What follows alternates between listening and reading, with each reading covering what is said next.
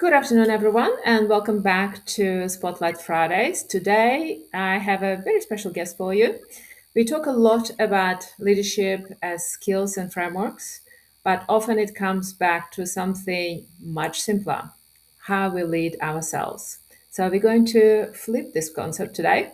And today, I'm joined by Colleen Callander, and we are going to talk what sits behind performance, why so many capable people still hold themselves back. That's a big one. And what it takes to build teams and cultures that perform. Colleen, welcome. Oh, hello, Anna, and hello to everyone. It's absolutely fantastic to be here on Spotlight Fridays. I'm so excited. So, I read your book. We will touch on this book. I've got lots of notes. Everyone, please pay attention. I have a few questions for you as well. Your journey started when you were 16 years of age, Yes. and it led to CEO. Mhm. What shaped your leadership style along the way? Yes, it sounds like a very long time ago, Anna, when you say my journey started at 16, but it did. And I was one of those kids that didn't want to finish school. I absolutely fell into this job that I love, this casual summer job at my local Just Jeans store at my year 11 school break. And I loved it so much, I decided I was never going back to finish school, that I'd found my passion and I was entering this wonderful world of fashion retail. And I remember telling my father and mother that story, that I wasn't going back to school to get my education. And that was an interesting conversation. But the words they said to me was work hard, be passionate, love what you do, and never give up. And those words really became my mantra for life. And so I took those words and I entered this exciting world of retail and I did what they said. And I moved through those ranks at Just Jeans very quickly. Spent the first 10 years of my career there as a store manager, area manager, state manager. And then I joined the sports girl business in 1999. And little did I know I'd spend the next 20 years of my career there. And 13 of those years as CEO across Suzanne and Sports Girl. But the thing I think, Anna, that really stands out the most for me throughout that time is that it actually didn't matter what age or stage I was at in my career. What I recognized very early on was that people were my greatest asset. That was really the most important thing in my world. First of all, you have a very understanding parents. Yes. These conversations normally do not end well. No, there was a few tears and they were mostly mine, but yeah, there were a few tears in that conversation. Well, your career in retail, it was obviously meant to be because it has been a very successful one. You're very well known and very prominent CEO. I met you when you were the CEO at Suzanne Group, and we have known each other for a while. But what a journey and what a story. So we talk a lot about leadership, and sometimes we refer it as an external job, and it's someone else's job, but it's very rare for us to look at it on self reflection Mm, and start with ourselves. yes. So, what does it mean in practice? Mm. I think it's a really powerful thing to think about. Leadership starts with self. And I talk a lot about this. And I actually talk about majority of leadership starts with us. It's how we set goals and boundaries and structures and disciplines into our own lives. It's the way we open the door every day to a positive mindset. It's how we decide to show up. It's the way we react, interact, the actions we take. And all of those decisions come back to ourselves. And when I really sort of think about it, and to help the audience sort of visualize this, I think about it as building the foundations of your house. And if we don't build solid foundations for our house, then the house doesn't stand for too long. And as leaders, we are exactly the same. If we don't build solid foundations for ourselves as leaders, and that is leading self first, then we will not weather the storms and the challenges that we all know come across our desks every single day. And those foundations really start with what I call the three pillars: yourself, your values, and your purpose. And when you build those solid foundations for you, then that's when you're really ready to lead other people. Where did you realize that? It's not something that someone will teach you unless you had a coach, and I think yeah you did at some stage. But when did you realize that this is a very leadership is a very powerful self reflection and self awareness, I should say. Huge self-awareness. And I think I actually realized it quite early on in my piece, but I don't think I recognized what it was I was saying. I just knew that I wanted to be the kind of leader that I wanted to have. I wanted to be the kind of leader that people wanted to follow. I wanted to be the kind of leader that I would have been happy for my children to show up to and report into every day. And that kept coming back to, well, how do I want to show up? And that starts with me. Confidence is an inside job. Leadership is an inside job. No one is coming to tap us on the shoulder and really teach us how to do it. Yes, we have mentors and coaches and those sort of things, but we actually have to start with wanting to do it ourselves. And that really starts with looking internally at who we really are and deciding how we want to show up and what kind of leader we want to be. For sure. I think wanting to do it is one thing, but consistently doing it is also requires discipline. We'll talk a little bit about confidence as a discipline as well. And I want to touch on kindness. I think to me, you always come across as a very kind leader. And I've heard a lot of very positive feedback from people that has used to work with you and still are working with you, that kindness in leadership is sometimes gets misunderstood. How do you see it driving performance rather than weakening it? Kindness was something I decided very early on in the piece that that's the kind of leader I wanted to be. And I think that comes back to my background. I had an Italian, very hardworking father, and I had a very kind, nurturing mother. And I kind of tried to blend both of those things into how I wanted to show up as a person, as a mother, as a friend, as a leader. And so I decided very early on that kindness was going to be one of my values. It was going to be the way I lived my life and the way I showed up. And I brought that into my retail world or my CEO world. And as you said, Anna, often people kindness gets very misconstrued because it does often come across as a weakness, and particularly for women. They think I can't be kind because it's going to make me look weak. And I found out through my actions that kindness actually became my superpower. And when I talk about kindness, that doesn't mean people can fly under the radar. It doesn't mean there are no boundaries or expectations or it's a free for all. For me, kindness actually took on a very different meaning. And that meant that I wanted people to have very clear expectations, that I wanted people to know how they were going against those expectations. That was being a kind leader. That I wanted to give people honest feedback. That was being a kind leader. That I wanted to push people beyond their comfort zone, because that was being a kind leader. And as we know, none of us grow in our comfort zone. So I created this world around kindness that actually started to create incredible high-performing humans. And when you do that and you bring kindness into your organization, or in my case, this is what I found, that people actually give you their blood, sweat, and tears. People want to perform better. They want to give you more. They want to show up because they love your style of leadership. And that led to a very high-performing organization. It's very attractive, isn't it? And I like how you framed kindness as your superpower. Mm. We have to adapt more of that. It's definitely not a weakness. You can do remarkable things. And I think it's adoption of that trait is one thing, but it also sometimes it just comes naturally. People are naturally very kind, and they want to pretend that there's something else and hide behind that or hide it altogether. But I think the way you framed it is beautifully put. I love it.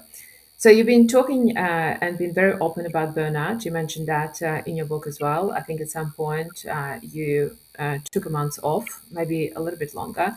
What were the early signs and of that burnout, and what would you do differently now? Oh, there were so many signs to burnout, Anna, and I didn't want to recognize one of them because I was this A-type, overachieving, achievement junkie, perfectionist personality, right? And that's kind of my makeup. And so when we are those kind of people, when we tick any of those boxes, if not all of those boxes, what we tend to do is we overperform and we actually don't leave the track. And I talk about it in my book as the red Ferrari that never wanted to leave the track, wanted to go faster and faster and faster, wanted a personal best every day, never put air in the tires, petrol in the tank. And as we know, no car works that well if we don't do the basic fundamentals for it. So For me, I hit a wall, and that was the point where I recognized all of these signs that I'd been seeing that I didn't want to recognize because they didn't tick my box of perfectionism or didn't tick my achievement box. So, it's things like you get up every day and feel exhausted. It actually doesn't matter how much sleep you've had. It's like putting water in a bucket that has holes in the bottom. It just keeps going through. You can have a weekend of Netflix and chills on the couch and you still wake up Monday morning and you feel like you've been run over by a bus.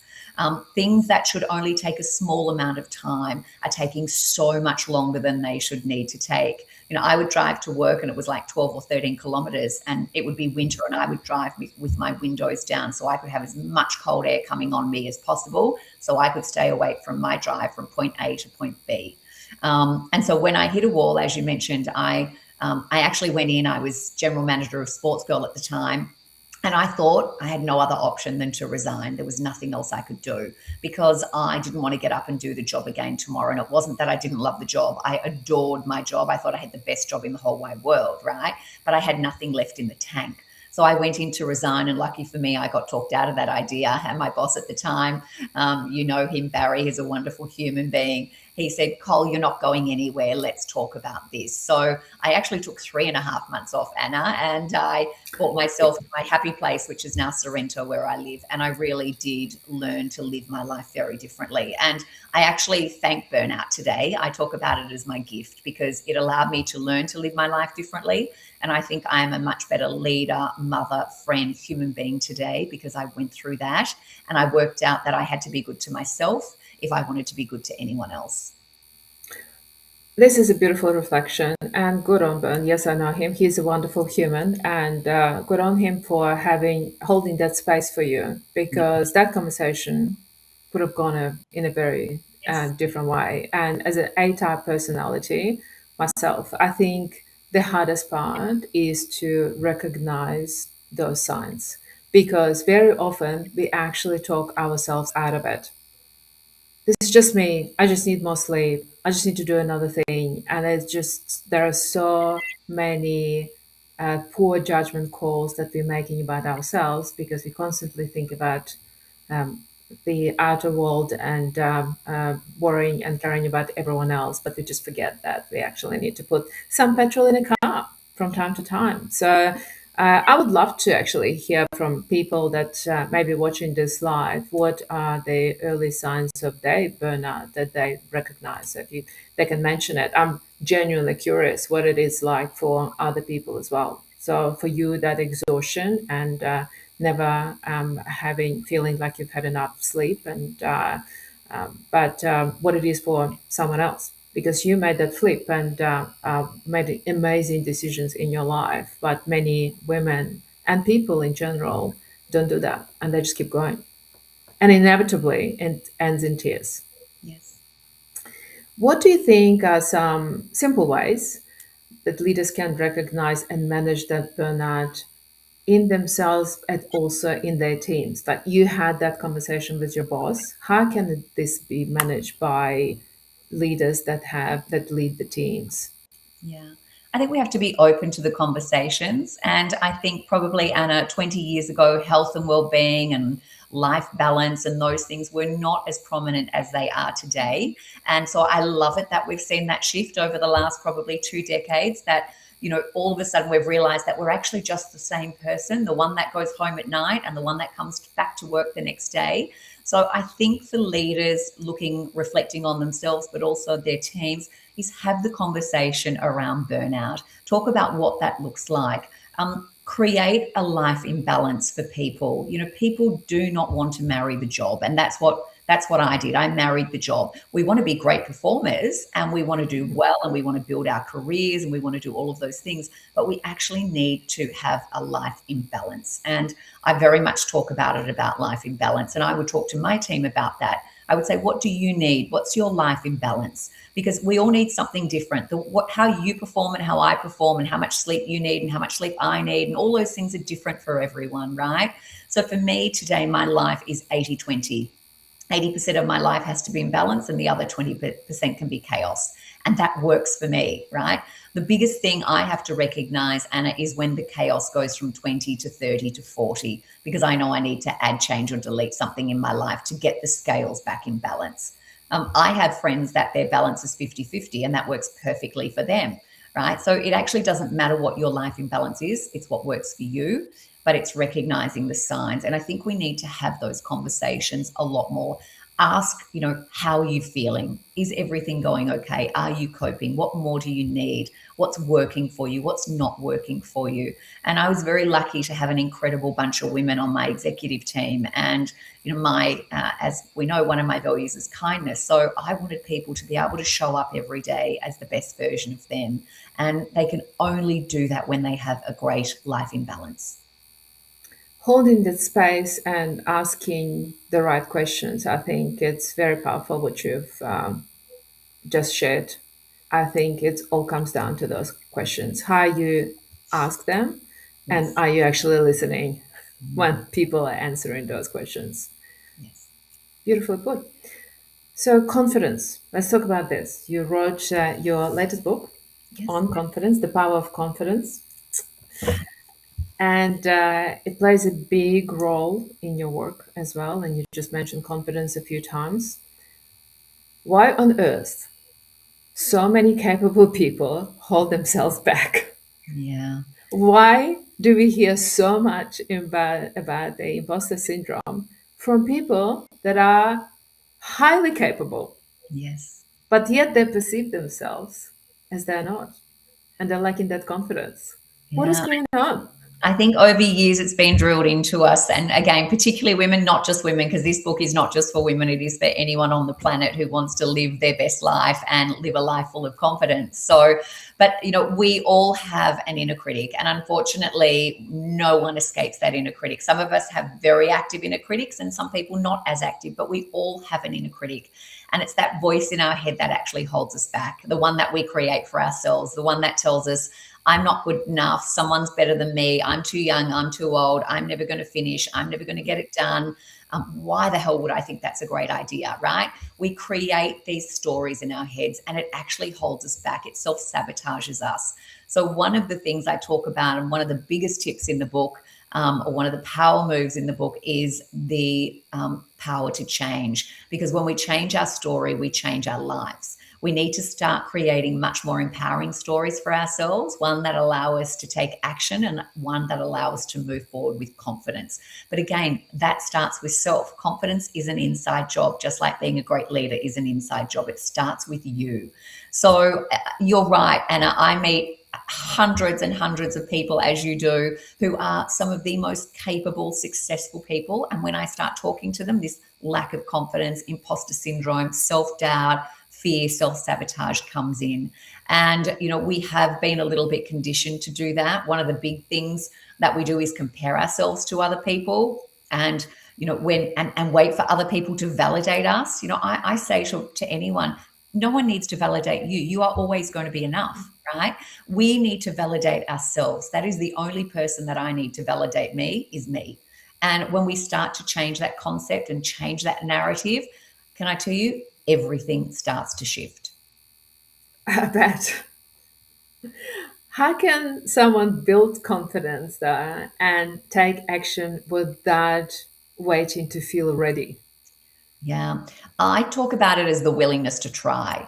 Because again, we can sit there and say, I'm going to wait. I want all the stars to align. I'm going to wait till everything's perfect. I'm going to wait till the kids are all at school. Now I'm going to wait till they're all finished school. Now I'm going to wait till they're all married. We're always waiting for that perfect moment, and that perfect moment never arrives. So my tip for everyone listening today is start before you're ready, because confidence is built on the willingness to try. Because when we try something new, we learn. When we learn, we build skills. When we build skills, we build competency, and only then do we build confidence. But it all starts with a willingness to try. I always say to people, what's the worst thing that can happen? Succeed, fail, or somewhere in between. Actually doesn't really matter. As long as we're not jumping out of the plane without a parachute, what's the worst thing that can happen, right? The willingness to try, because we will learn, we will grow, we will build confidence. Yes, and the willingness to try today. as well. Not yesterday, not tomorrow, when there is a perfect moment and the perfect weather, we just stop complaining about it at some point in time, or the other way, and just start today. And I think Lorna Jane mentioned it in your book. I've seen somewhere where she mentioned that confidence is a practice that built over time. So is the habit that we need to build over time. You know how you say it takes about 30 to 60 days to build a habit, and it's so true. It just as simple as that. And the Absolutely. whole notion, like, what is the worst thing that could happen? Mm. We Absolutely. just make it up. Yeah, and you talk about that, and I think about it like your muscle, right? We can't think about going to the gym and we're going to get fit and toned and everything's going to, work right. We actually I have would love this to be the case. I wish that was too, because it's hard work, right? But anything worth having is hard work. So we have to show up. We have to put in the reps. We have to work the muscle. We have to strengthen the muscle. Confidence is exactly the same. It is a muscle. So the more we use it, the more we strengthen it. And I always say to people, think about the first time you did something. I remember the first time I did a masterclass online. Oh, Anna, it was the worst thing I've ever done, right? It was so terrible. I was shuffling papers. It was just ordinary, right? Beyond ordinary. But I showed up and I did it. And then I did another one. And then I did another one. And then I did another one. And every time I did it, it got a little bit easier and it got a little bit better. And that is the willingness to try. 100%. You should have seen me running the first Spotlight Fridays just over a year ago. What a shit show. Literally, the technology was going wrong. There was no sound. I was just petrified, and I thought, like, really, I know a little bit about technology. I mean, what is the worst thing could happen? But then it became just such an enjoyable practice to have a conversation with amazing people like yourself, Yeah. and it's a privilege and it's such a pleasure. So it definitely starting today, starting to flex that muscle and discipline to keep going and believing in yourself is the best way to move forward. Yes. Let's just speak about larger team, and if we'll just imagine the large organizations, and you've led large teams as well. What separates a good culture from a higher performing one? Mm. I think the culture and the high performance are like hand in glove. I think I've seen where we have people, I've met people that have got incredible potential, but they're in the wrong organization because the culture doesn't allow them to be amazing. So culture and high performance actually go together. And I would talk about it in my organization at Sports Girl and Suzanne, like the circle of safety, that you want to create a place, one, where people want to show up to every day, where people feel they can share their voice, where people feel bigger than the seat they sit in, where people feel that if they take a risk and it doesn't work out, they're not going to get thrown under the bus and run over. And when you create those environments, that's where you get true high performance. But that also comes with setting those very clear expectations for people and pushing people beyond their comfort zone, and like I talked about earlier. But I definitely think culture is actually what is the foundation of a high performing team.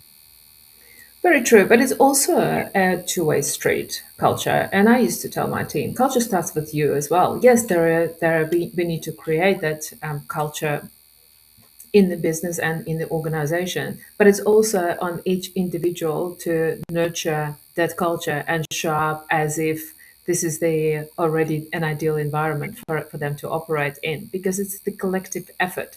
It can't be just done by the person who runs it. Just needs Everyone needs to be collectively participating and actively participating in it as well.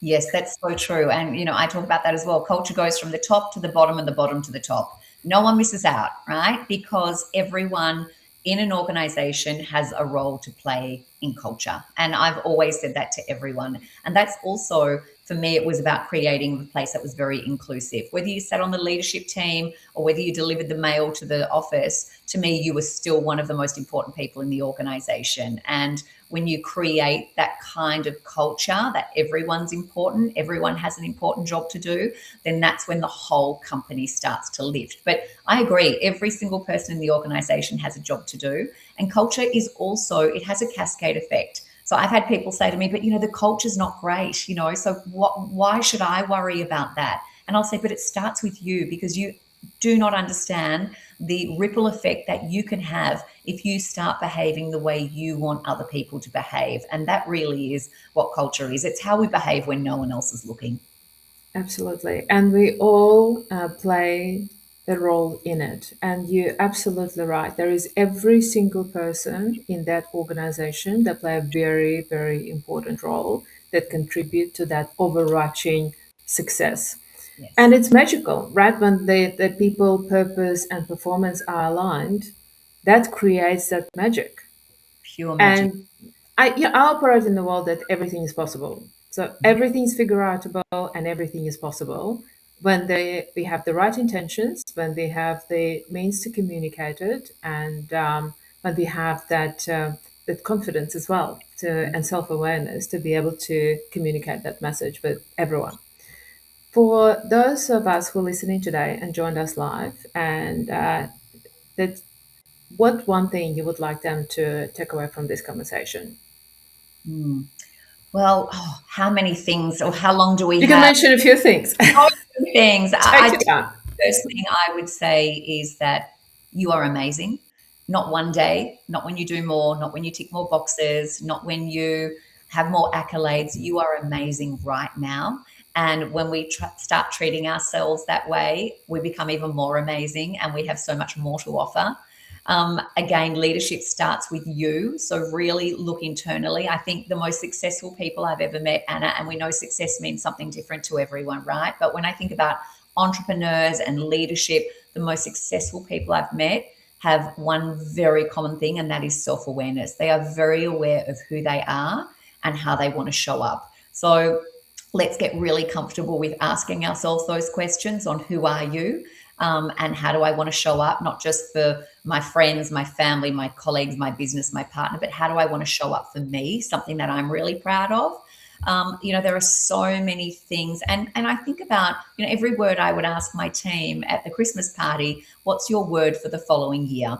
We start off the year with these great New Year's resolutions, which I think by about the 14th of January, most people have thrown out the window. But what is the word? My leadership word has always been kindness. And that's how I show up. That's how I make decisions. And sometimes we have to make tough, hard decisions with kindness as well. But I really encourage people to think about what is the word on how you want to show up. It might be bold. It might be empathetic. It might be a visionary leader. It might be a risk-taking leader. It's whatever word you want it to be, but be really true to that and really follow that intention. So many things. We have incredible people out there. We meet them every day, and we're lucky with the jobs we do and the roles that we play, that we get to meet many incredible people. And what that they need to do is actually start believing in themselves a little bit more.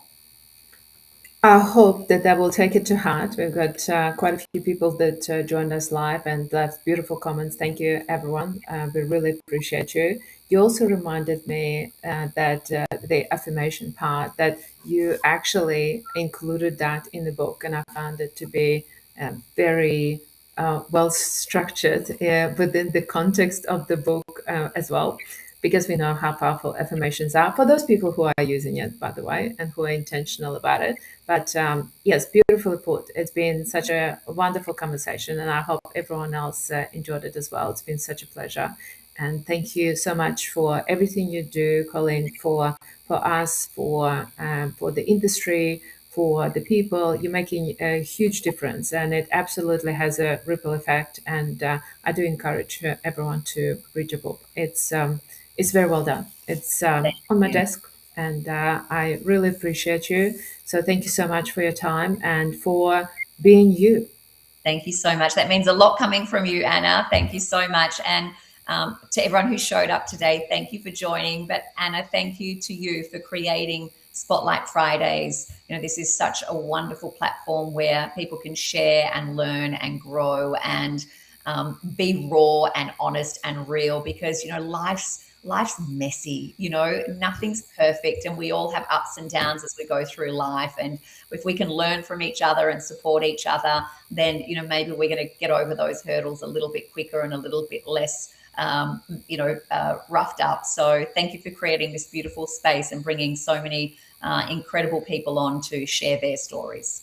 It's my absolute pleasure, and it's a privilege for me to do so. And I'm very, very grateful as well. And what a pleasure to make that difference and creating that space. And for everyone who joined us, we've got you.